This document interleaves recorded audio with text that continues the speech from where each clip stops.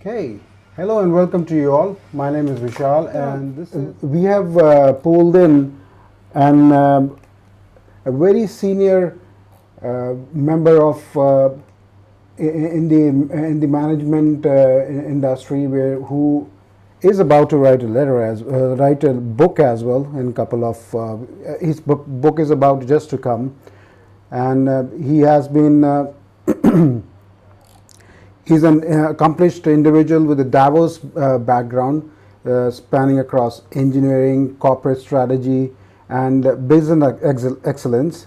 Now, business excellence is core mental, I would say, and there is where he became my mentor as well. So he's my mentor as far as the business excellence is concerned. We have done a couple of projects together, of course, in various organizations, and wherein he was as a consultant and I was the client themselves. He holds a bachelor degree in mechanical engineering from BITS Pilani, India, and a master's in business administration from the United Kingdom.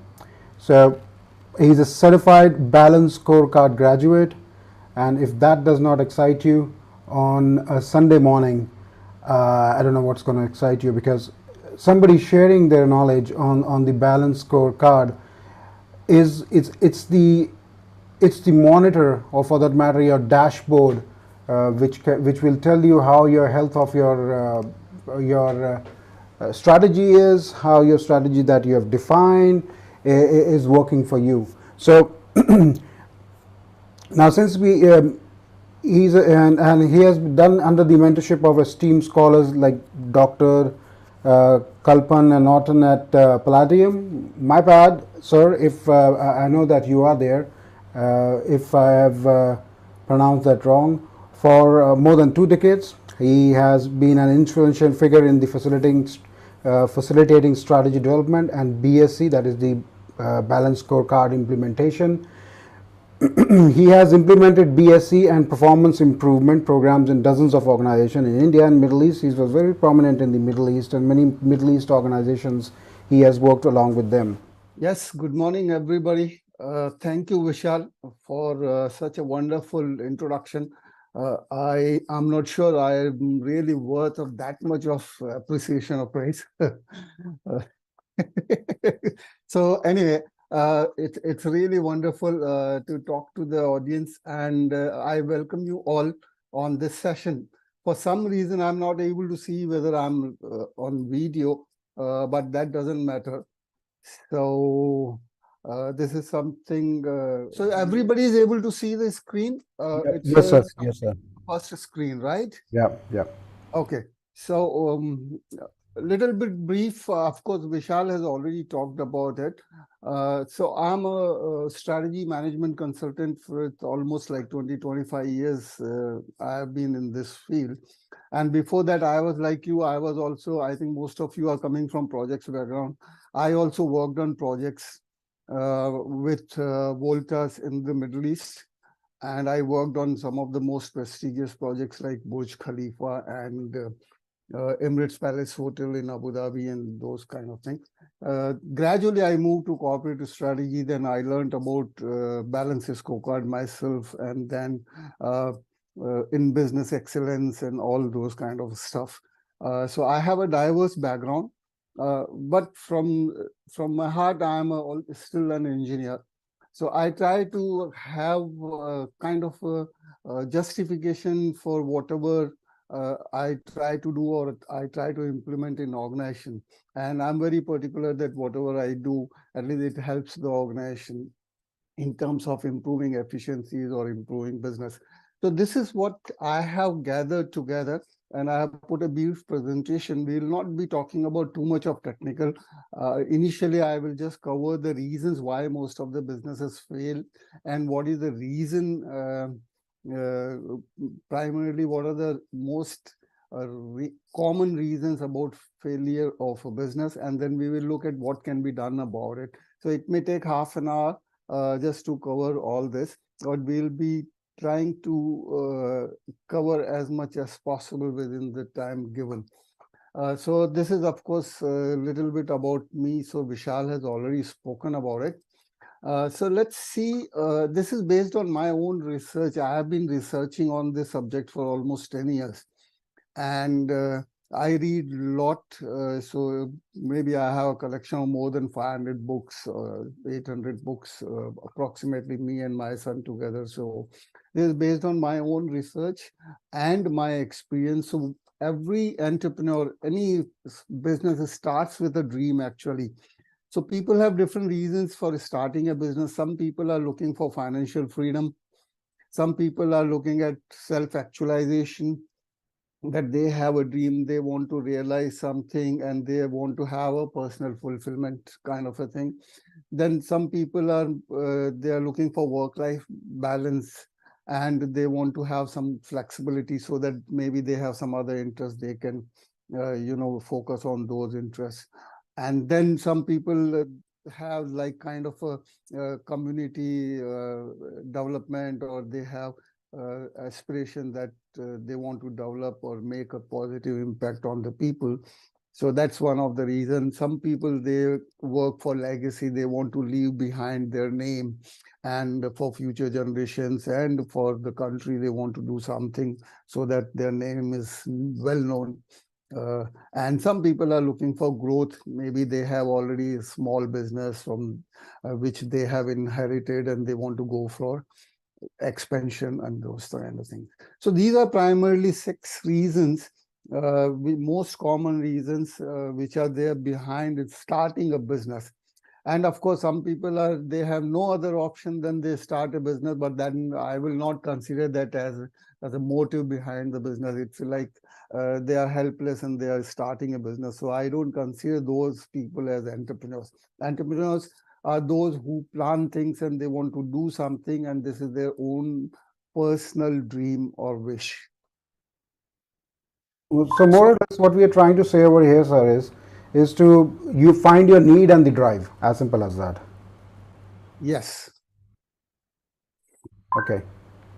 So, and then now let's look at that, as Vishal was saying, and this is actually true worldwide, that 80% of the businesses fail within 3 years from the inception. And this is really true. Now, the failure of a business is not that they close down 100%, but if you're not able to realize what your dream was or what you planned for yourself in the first 3 years, if you're not able to reach there, then also it is a failure. Okay, so that is a broad definition of failure of business. So you are just surviving or is still making losses, and in the first 3 years you are not able to take off, then it is called as a failure. So that's the definition which is being used internationally, and that is what I am considering here also. So let's quickly look at the poor organizational performance. What are the reasons? The very first one is the inadequate planning. Entrepreneur or a startup, they don't make a very elaborate plan that how they are going to do, why they are starting the business, how they are going to attract the customers. So the planning is actually lacking, and they just jump into the business, and somebody gives them, push or some kind of a positive feedback that no, it will work for you, you go ahead and this and that. So the planning is not there. They don't know where they are going. They just have some business idea in mind and they start the business. So that is the first reason. Second one is, if they have a plan, they plan thoroughly. Maybe they appoint somebody or take help of somebody, some consultant, and then they plan, but then they are not able to execute that plan properly. So because planning is one thing and execution requires certain other traits in a person, because you have to be persistent, you need to have adequate knowledge about your industry and all those factors. And then if you don't have those kind of expertise and those kind of behavioral aptitudes, then it becomes a problem. So weak execution capability is one thing. You're not able to execute your business plan. The third one, this is very common in many of the startups and entrepreneurs, they have a silo mentality. they have some idea about the business, they plan about it, they are afraid of sharing with people because they think that somebody else will steal their business idea and they will start Me Too kind of a business. So they don't share too much information. Even they're working on their business plan, they have employees, but then employees are in the dark. They don't know what this organization is all about, what they plan. They have very broad level plan which they share. Okay, 5 years we are going to do this and that, and we are going to reach somewhere and all that. But day-to-day operations, they don't share too many secrets because of the silo mentality, or because of, I would also say, scarcity mentality. They are scared that, if somebody else takes this idea and then starts a business.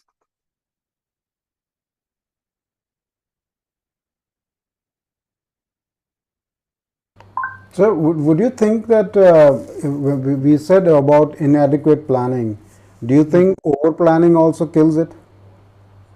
Sorry? Do you think that over planning also kills it? The poor organization? Over planning doesn't kill, overthinking kills it. Ah, okay. Okay. Okay, so the overthinking, and you keep on thinking and you're not able to decide, or you plan too broad and you consider too many factors, then you're trying to be everywhere and then you're nowhere. Okay. Okay. So over planning is not a problem. Problem is overthinking. You're keeping too many options and then you're not able to decide, and you're still spending time and energy on that. What do I do? So then it is a problem. Okay, sir. Okay. Okay, so again, my screen is not responding. Oh, 1 second. Now, this is a good omen, sir. It means our session is going good. Yes. Okay. Anybody has, I don't know how this, because for me it is the first session you have been conducting. Anybody has any question, we will take all those at the end, or somebody can talk in between. I am not sure. So, people whatever who, you have been doing, yes. yeah, people who are in Zoom, they would be simply unmuting their mic and they can talk. Okay. People those are on, I'm constantly, we are live streaming on LinkedIn, YouTube, and LinkedIn. Facebook as well. Yes. So I'm monitoring there as well. If somebody has a question, they can post it in the chat box, and I can take it from there. All right. Okay. Fine. Right. Fine. So maybe you can keep your questions ready, or you can type it so that we can take it if time permits at the end of the session. Okay. The fourth major reason is inadequate resources, because of course the startups, and especially the bootstraps, they don't have unlimited funds. There's no backup. There's no adequate financial resources. Then you're not able to hire people as you would like to hire, or have infrastructure system. So inadequate resources is the fourth most common factor for a poor performance in the organization. Obviously, without resources, you can't have a business running smoothly. The fifth is the lack of clarity. A lack of clarity about your market, your external environment. You may have adequate information about your strengths and weaknesses, your limitations, but if you are not, you have not thoroughly researched your market and your customer segments, your competition, demand, and even pricing, then it can be a reason for your business failure.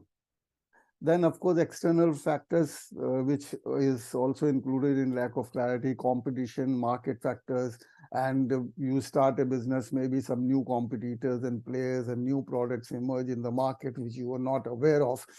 So then competition becomes tough. So external factors also impact the organizational performance. And then the last one, which also is really important, is resistance to change. So entrepreneurs, they have a set mindset. They think that they have full idea about their business and their product or service which they are launching, or which they have already launched. They are not very open to criticism, and they are not very open in sharing their business idea